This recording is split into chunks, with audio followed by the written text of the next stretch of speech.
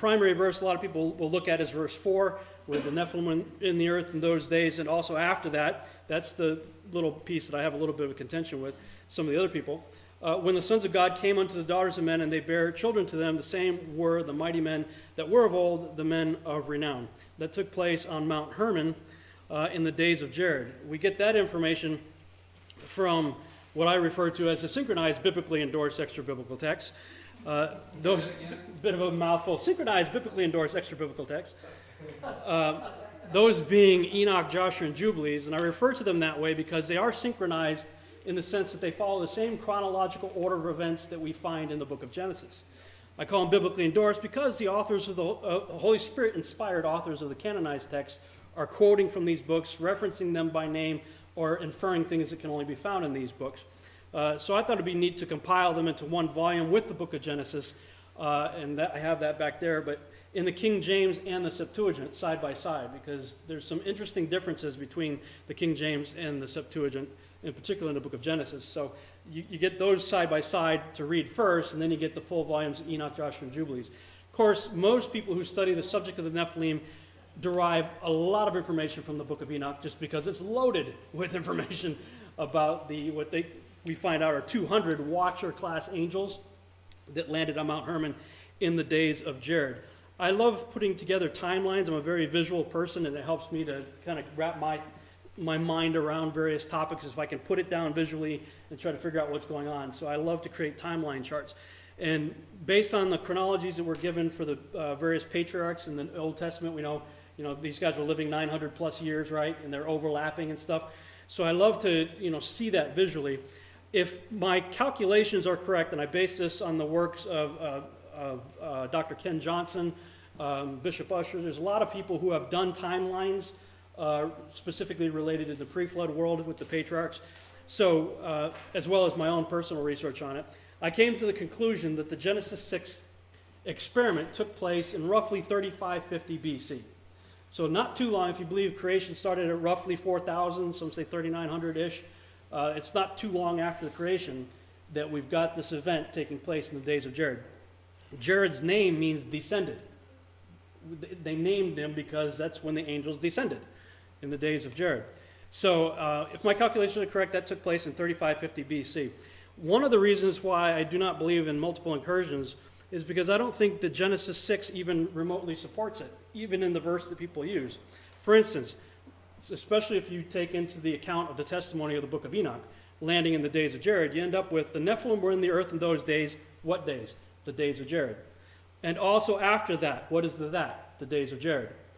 When the sons of God came unto the daughters of men in the days of Jared, and they bare children to them, the same, now this is important, the same ones that the author's talking about, the ones who were born in the days of Jared, were the mighty men that were of old. And the Hebrew word there is olam. Olam's translated 136 times as forever and 110 times as everlasting. In other words, very, very long time ago. So the same guys that Moses is talking about were from a very long time ago. They became the men of renown. And the reason I'm focusing on Olam there is because Moses is writing this about 850 years after the flood. He would not have used the word Olam to describe the Nephilim that they just saw in the land of Canaan just recently. The same became the mighty men that were of Olam, long, long time ago. When you read in the book of Enoch about the severity of the judgment of the watchers who participated in this experiment, you get to chapter 68 and you see that Michael, the mighty archangel himself, looks at the severity of the judgment that is being imposed on the watchers, and he turns to Raphael, and I'm going to paraphrase, dude, wow, no one's ever going to do that again. And if you read it for yourself, I'm not going to take the time to read it just for the sake of moving forward here, but it says that he's looking at this, and it says that he's trembling because of the severity of the judgment that he's seeing. And later he says, man, nobody else is going to do this in the bottom verse there. Those guys are receiving such a severe judgment that for another angel to see that and then commit another incursion, they'd have to be dumb and dumber on acid, in my opinion. That's how severe it was. If Michael, the archangel himself, is like trembling in his boots, it's pretty severe. So I want to talk about what I believe is the Genesis 6:4 pre-flood return of the Nephilim. When I was synchronizing the text and looking at them, I'm not going to go through all of this in the red there, but I'm just going to go through the black. This is the Genesis portion of Genesis chapter 6, 1 through 18. We see in the first 4 verses that angels were mating with women. And that's backed up and synced up with the text that you see there in red. Genesis 6, 5 through 7 shows how God feels about the resulting violence. He's obviously very upset about that. Syncs up with the text that you see there. Genesis 6, 8 through 10 reveals how Noah and his sons were genetically pure. Pastor talked about that in his session earlier. The Hebrew word used there is the same Hebrew word where it says perfect in his generations. Same word that's used to describe the pure red heifer without spot or blemish and things like that. He's genetically pure. So we have an exception there. Noah and his family, and his sons are described next, are the exception to verses 11 and 12 where it says all flesh became corrupted. How much is all? All. Okay, I think all means all. Pastor, we were just talking about that, right? In Hebrew and Greek too, I think, right? Yeah, all means all the time. So with the exception of the people that were just described in the previous verses, it says all flesh became corrupted. Syncs up with the text that you see there, and we'll cover that a little bit more in a second here. Genesis 6, 13 through 17, God grows increasingly angry and tells Noah to build the ark and shows him how to do it. Syncs up with the text you see there. Then we have the first mention of the 3 wives of the 3 sons of Noah in verse 18. Quick quiz. Does 18 come before or after 12? 18 comes after 12. Okay, even in public schools, you know 18 comes after 12. How much is all? All means all. Therefore, it seems to me that they would have to fall into the category of all flesh that had become corrupted. And when you read the book of Joshua, it tells you that the 3 wives were not chosen until 7 days before the flood, which is the same day Methuselah died. So you basically had a funeral and a wedding at the same time. Let's look at Genesis 6:12 a little more closely here. And God looked upon the earth, and behold, it was corrupt, for all flesh had corrupted his way upon the earth. That's about all we get. You know, it's just a tiny little snapshot. But if you look in the synchronized biblically endorsed actually biblical text, you see in Joshua 4:18, and their judges and rulers went to the daughters of men and took their wives by force from their husbands according to their choice. And the sons of men in those days took from the cattle of the earth and the beasts of the field and the fowls of the air and taught the mixture of animals of one species with the other in order therewith to provoke the Lord. And God saw the whole earth, and it was corrupt, for all flesh had corrupted its ways on the earth, all men and all animals. Backed up by another witness in Jubilees 7:24.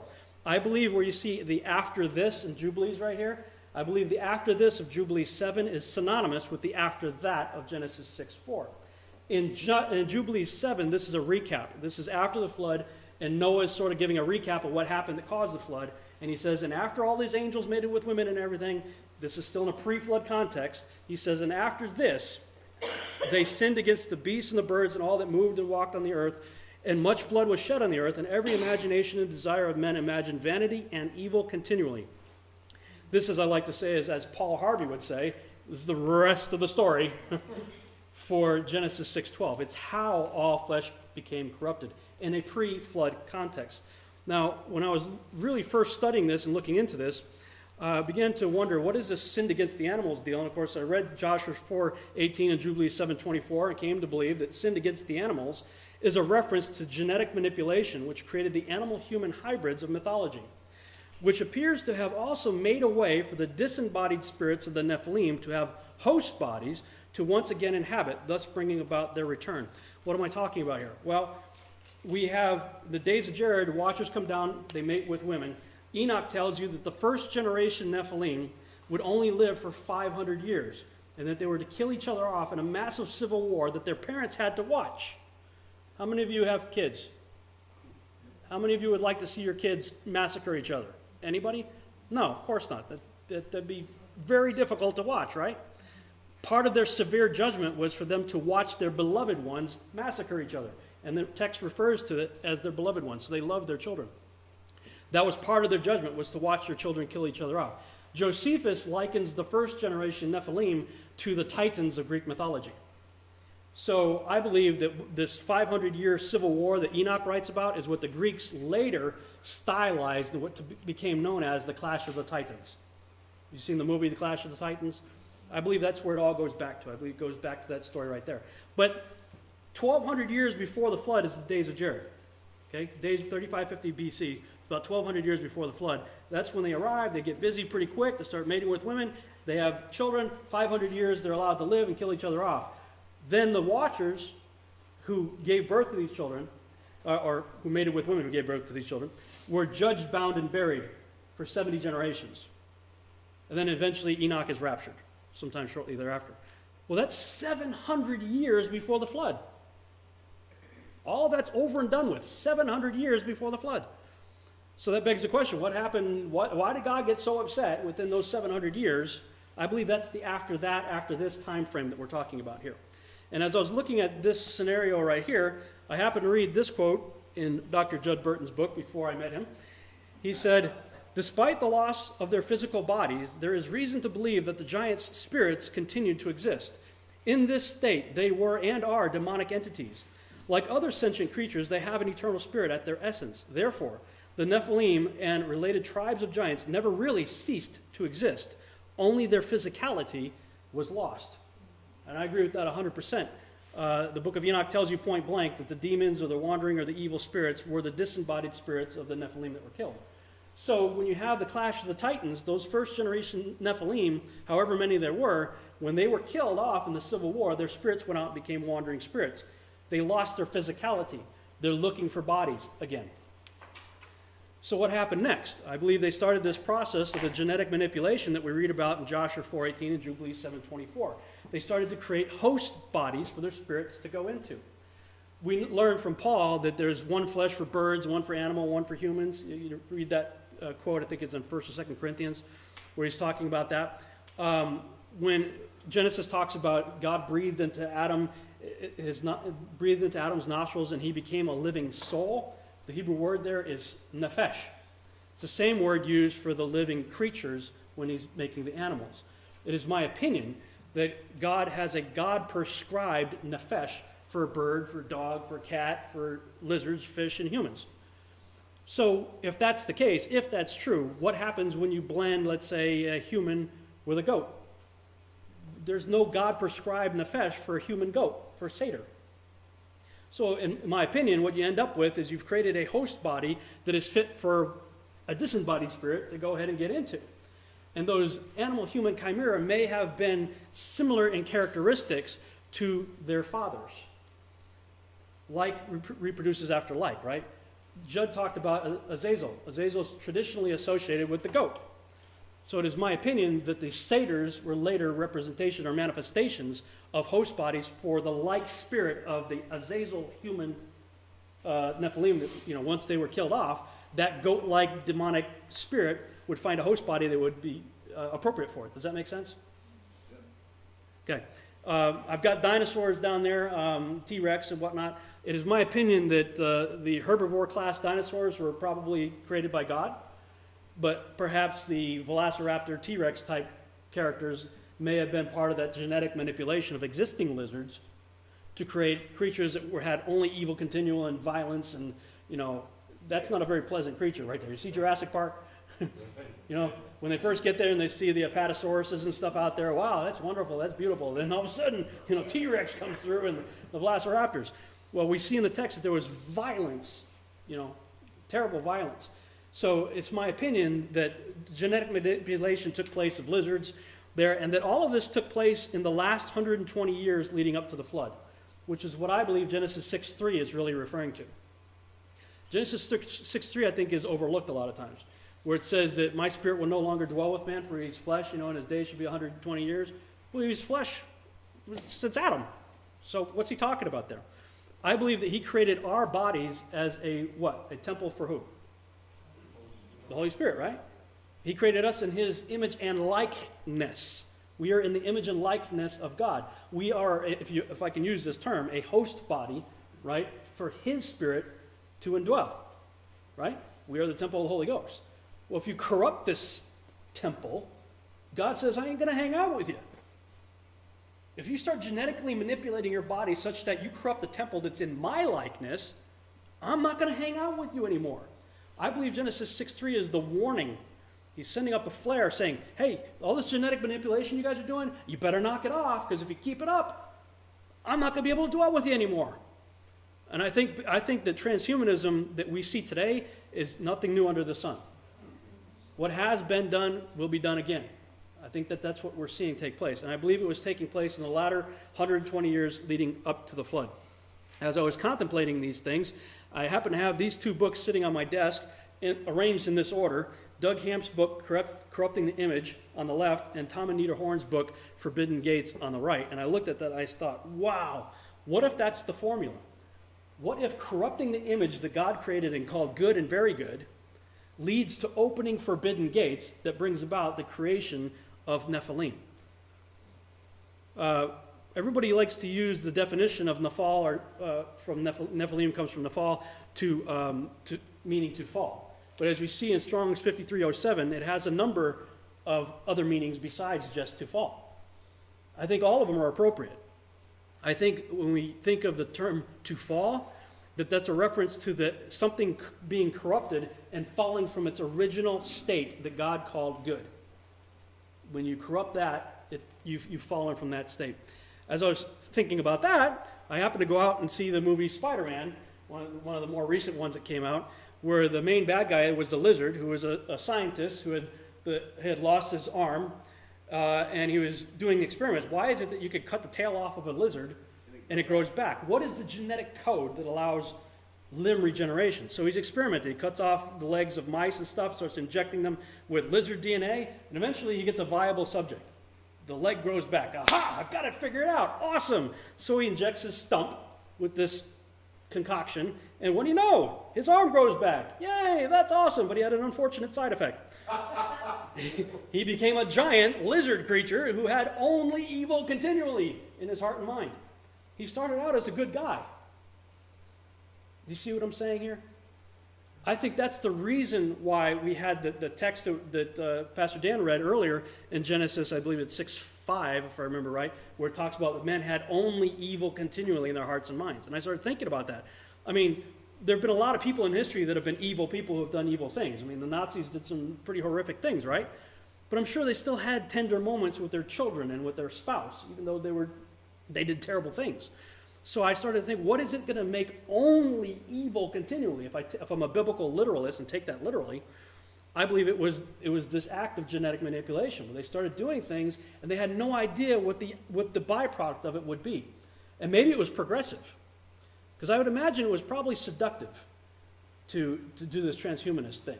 I mean, wouldn't you like to see like an eagle, run like a cheetah, have the radar of a bat or the sonar of a dolphin? Wolverine! I mean, come on. Not if this is the price. Well, but if you didn't know that was the price, Right, exactly. The sales pitch is wonderful, but what happens after 25,000 miles? I mean, and I believe that carried over into the post-flood return of the Nephilim. And I believe Moses, the same guy who wrote Genesis 6:4, tells us exactly how that happened. Again, I like timelines. This is a larger timeline that I created, showing the 350 post-flood years of Noah's life, looking at the text, where did the Nephilim come from? Looking at Genesis 9:18, I'm sorry, but in my opinion, this is a smoking gun that obliterates the multiple incursion idea. It says in Genesis 9:18 and 19, and the sons of Noah that went forth of the ark were Shem, Ham, and Japheth. And oh, by the way, Ham is the father of Canaan. Why did he put that there? He just decided to insert something there. Okay. Oh, and Ham fathered a lot of people. So why did he just single out all of us? Why did he put that there? This is before the table of nations in Genesis chapter 10.